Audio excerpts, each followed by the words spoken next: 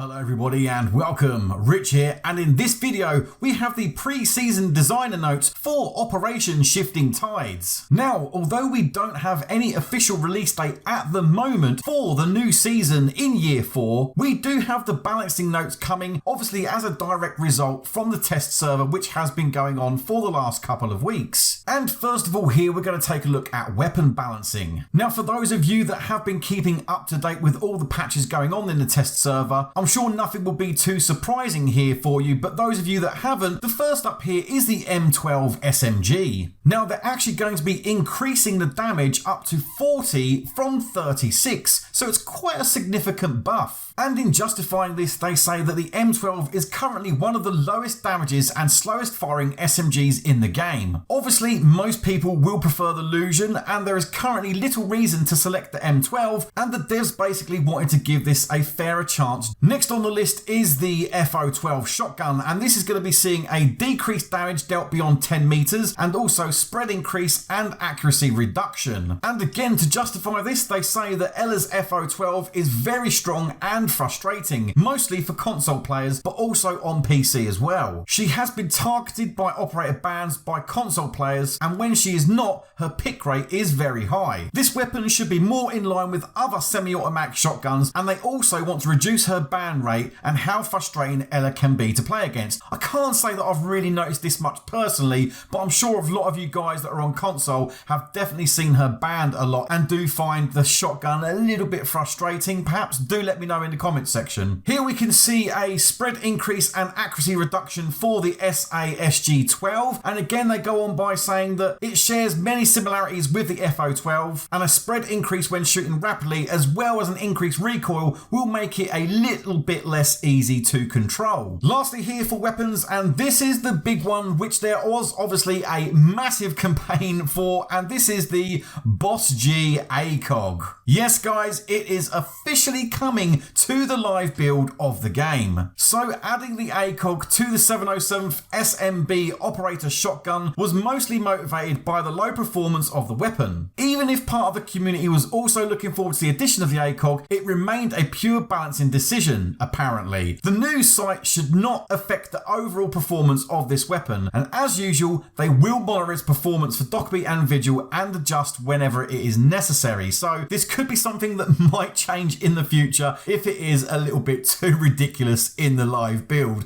But anyway, really interesting that one. Do let me know what you think about that in the comments section. Obviously on Twitter it was a massive campaign. Bikini was going absolutely mad spamming it. He wanted that BOSG ACOG, and it is now finally coming to the live build. Some of the operator balancing changes coming within this patch will see Glaz first of all here, and increased Glaz's scope highlight base intensity. So they're giving the Russian sniper a bit more love to help him spot enemies even when the scope is not charged. So basically, if the scope is out of charge and you have nothing left in there, you will still see a little bit of a yellow glow in the enemies. So I'm sure a lot of you will appreciate that. But will you be really running Glaz when we've got the new sniper coming in this Operation Shifting Tides, Carly? I don't know. I think Glaz might be a little bit redundant now. Kaid is also getting a bit of a buff and increasing the electroclaw radius from 0.75 meters to 1.3. That's actually a massive difference in my opinion, and you're going to be able to secure areas a lot easier with his electroclaw,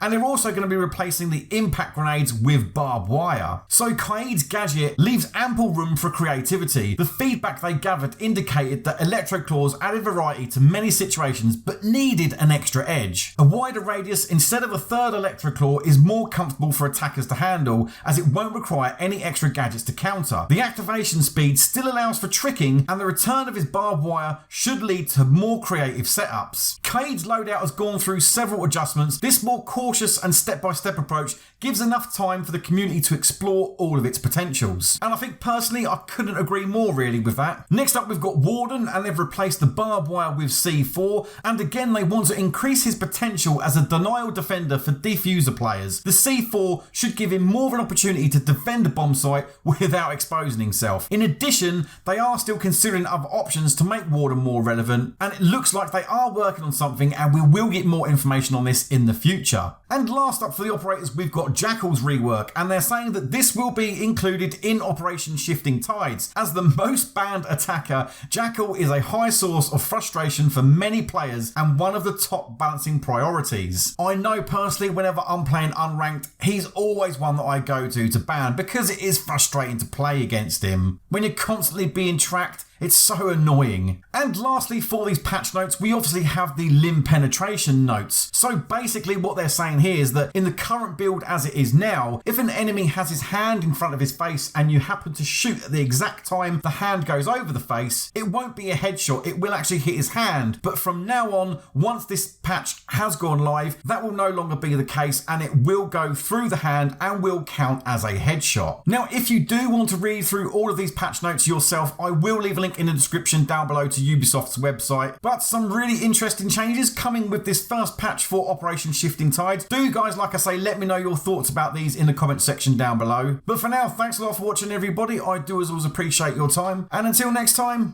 goodbye.